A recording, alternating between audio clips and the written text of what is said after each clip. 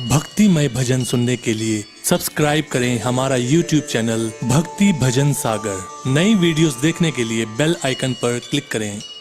माँ दुर्गा जी की तीसरी शक्ति का नाम चंद्र घंटा है। नवरात्रि उपासना में तीसरे दिन इन्हीं के विग्रह का पूजन आराधन किया जाता है। इनका यह स्वरूप परम शांतिदायक और कल्याणकारी है। इनके मस्तक में घंटे के आकार का अर्धचंद्र है और इसी कारण से इन्हें श्री चंद्र घंटा देवी कहा जाता है। इनके शरीर का रंग स्वर्ण के समान चमकीला है। इनके 10 हाथ हैं। इनके 10 हाथों में खड्ग आदि चमकीला है। शस्त्र तथा बाण आदि अस्त्र विभूषित हैं। इनका वाहन सिंह है। इनकी मुद्रा युद्ध के लिए उद्यत रहने की होती है। इनके घंटे की सी भयानक चंड ध्वनि से अत्याचारी दानव, दैत्य, राक्षस सदैव प्रकंपित रहते हैं। नवरात्र की श्री दुर्गा उपासना में तीसरे दिन की पूजा का अत्यधिक महत्व है।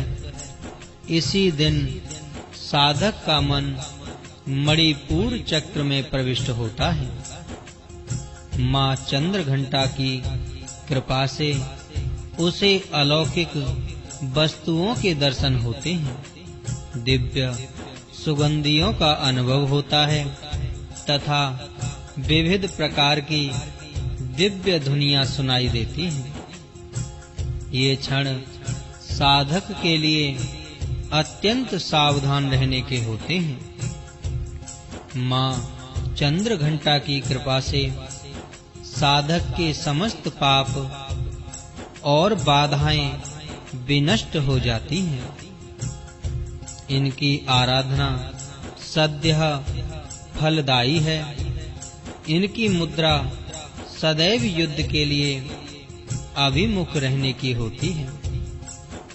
अतः भक्तों के कष्ट का निवारण ये अत्यंत शीघ्र कर देती हैं। इनका वाहन सिंह है। अतः इनका उपासक सिंह की तरह पराक्रमी और निर्भय हो जाता है। इनके घंटे की ध्वनि सदा अपने भक्तों की प्रेत बाधा आदि से रक्षा करती रहती है। इनका ध्यान करते ही शरणागत की रक्षा के लिए इस घंटे की ध्वनि निनादित हो उठती है।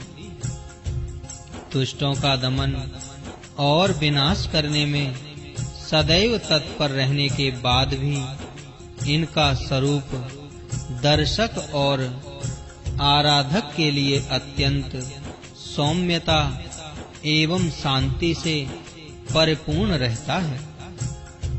इनकी आराधना से प्राप्त होने वाला एक बहुत बड़ा सद्गुण यह भी है कि साधक में वीरता, निर्भयता के साथ ही सौम्यता एवं विनम्रता का भी विकास होता है। उसके मुख, नेत्र तथा संपूर्ण काया में कांति गुण की वृद्धि होती है। स्वर में दिव्य अलौकिक माधुर्य का समावेश हो जाता है। माँ चंद्र घंटा के भक्त और उपासक जहाँ भी जाते हैं, लोग उन्हें देखकर शांति और सुख का अनुभव करते हैं। ऐसे साधक के शरीर से दिव्य प्रकाश युक्त परमाणुओं का अदृश्य विकिरण होता रहता है। यह दिव्य क्रिया साधारण चक्षुओं से दिखलाई नहीं देती, किंतु साधक और उसके संपर्क में आने वाले लोग इस बात का अनुभव भली भांति करते रहते हैं। हमें चाहिए कि अपने मन, वचन, कर्म एवं काया को विहित विधि विधान के अनुसार पूर्णतः परिशुद्ध एवं पवित्र करके माँ चंद्र घंटा के शरणागत होकर उनकी उपासना आराधना में तत्पर हों। उनकी उपासना से हम समस्त सांसारिक कष्टों से विमुक्त होकर सहज ही परम पद के अधिकारी बन सकते हैं। हमें निरंतर उनके पवित्र विग्रह को ध्यान में रखते हुए साधना की ओर अग्रसर होने का प्रयत्न करना चाहिए। इनका ध्यान हमारे इहलोक और परलोक दोनों के लिए परम कल्याणकारी और सद्गति को देने वाला है। जय मां चंद्र घंटा देवी।